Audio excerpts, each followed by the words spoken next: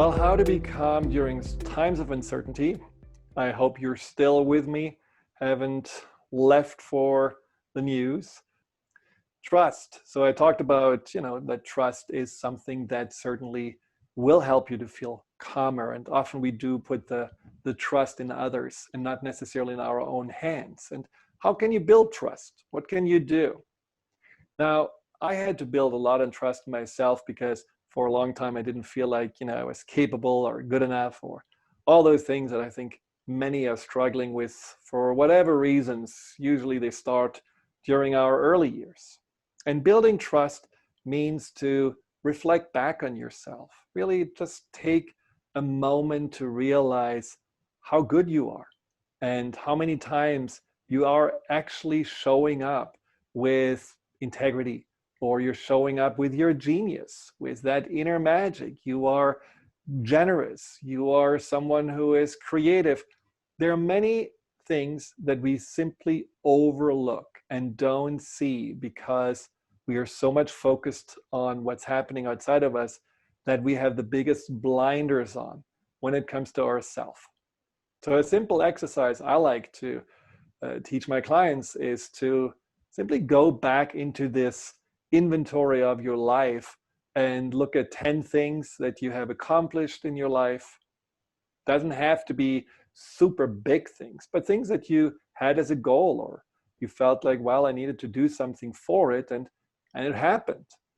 10 obstacles you overcame, difficulties in your life that you mastered, and then 10 changes that you dealt with, things where you felt like, maybe it was a move, maybe it was something where, you said, I'm gonna change a habit, or I'm gonna make a change in my diet, and things where you feel like also that had an impact in your life. And behind each of those obstacles and accomplishments and changes, you're gonna write down at least one of your inner gifts or qualities that made you do that was helping you to get there. And because what's important is that you don't trust in what you did, but what allowed you to do those things. And that really makes you realize, I do have a lot that I can rely on, a lot of resources inside of me, tenacity. I'm a good problem solver.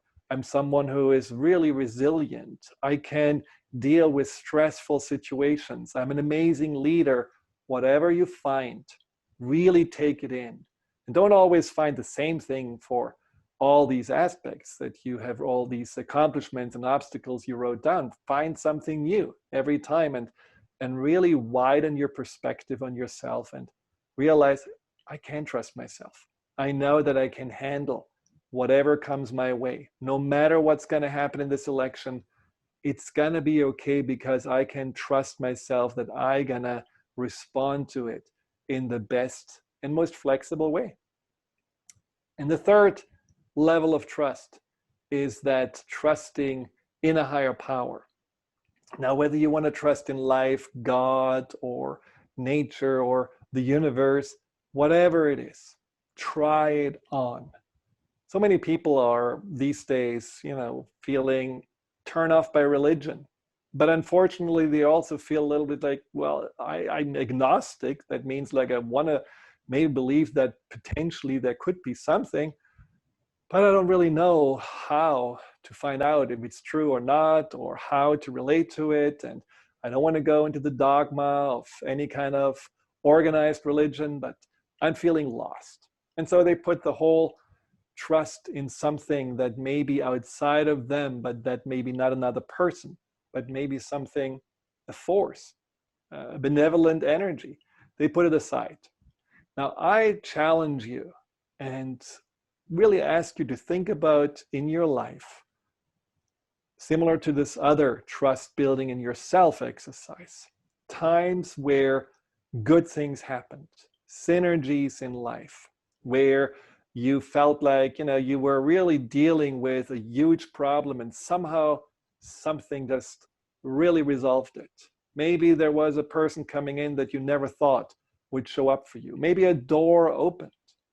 Think about the lucky things in your life, how you met your beloved, or maybe when someone was ill and they miraculously got better.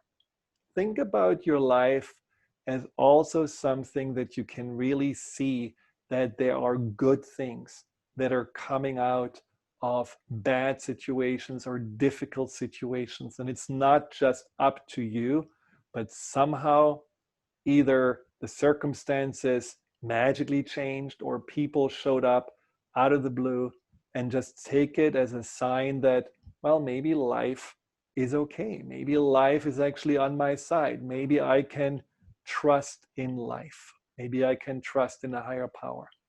And then every day, just be open to see more of it, more of those little synergies. You're down, oh, there's my really favorite song on the radio, makes me feel better right away. Or you are late and all of a sudden all the lights are on green. Just be open to see that there is a flow of goodness that I can trust in. And I may not know where it comes from. I may not even know if it's real, but I certainly can choose to believe in it. So that's also something that really can give you a greater sense of calmness. Now, one of the things that I find is really important in the terms of calmness as we are going more and more on the inside, more and more in the depth of our mind, is to connect to ourselves. Because one of the reasons why we do not feel calm is, as I said before, that we are so disconnected, so far away from ourselves. We are literally like little kites that, or a mind is like kites that are flying in the wind and feeling completely untethered. And we do have to reel our mind back in and bring it to the ground in order to feel more that peace in the moment. And for that, getting connected to your body is a really powerful way. So this can be just through your senses, where you are paying attention to your senses. You know, this where you look around, what do I see right now? Maybe I focus on 5 things I see, 4 things I hear, 3 things that I can right now touch, 2 things I smell, 1 thing I taste. Just using your senses. Or if you have a preferred sense that you always feel like connected to your body, use it. It can be, I'm feeling like, you know, the sense of my physicality the most when I'm taking a bath, or when I'm hugging a pillow, or when I'm leaning against a tree, or dancing to a beautiful sound or beautiful music. All of those things can really help you to feel more connected to yourself. And of course, looking at yourself, looking in the mirror with an open smile, greeting yourself, looking in your eyes and seeing, wow, there is someone behind those eyes. I haven't really looked at that person. I haven't looked at myself that deeply with so much maybe appreciation or adoration. Focusing on that, really bringing yourself back home, that is an enormous sense of calmness that you gain from that. And with that, you can also, again, use your breath. You can use how you speak to yourself. You know, this wonderful exercise of looking in the mirror and talking to yourself kindly, just like you would talk to a beloved friend. That in itself just gives your mind this feeling of, I'm cared for, I am seen. Now, in a moment, we're going to do a practice that I also find really powerful when it comes to calmness in the middle of the stormy times, because it works on the analogy of being like a tree. And being like a tree basically means that you're grounded, deeply grounded in the earth, in the present moment, that you are flexible, that you can really move around and you feel like, I'm not just so rigid and resistant to whatever happened. And you're open. That means like you let the light come in. You open yourself up to the goodness and the positive things in life. And so this practice is going to help you to just go through that realization that at any moment you can ground yourself. And grounding yourself basically means that you go into the present moment just by using this analogy. And besides what we are doing in a moment, you can also ground yourself by walking barefoot on the floor or in the grass, by being in a place where you do actually connect physically to the ground by leaning at a tree or maybe smelling the earth. Grounding can also be to do simple tasks like folding the laundry or cooking, or things that you really feel like, okay, that centers me. And flexibility is what we talked about before, just choosing how you want to see things, being more in this place of I create my reality by the way I perceive it and myself in it.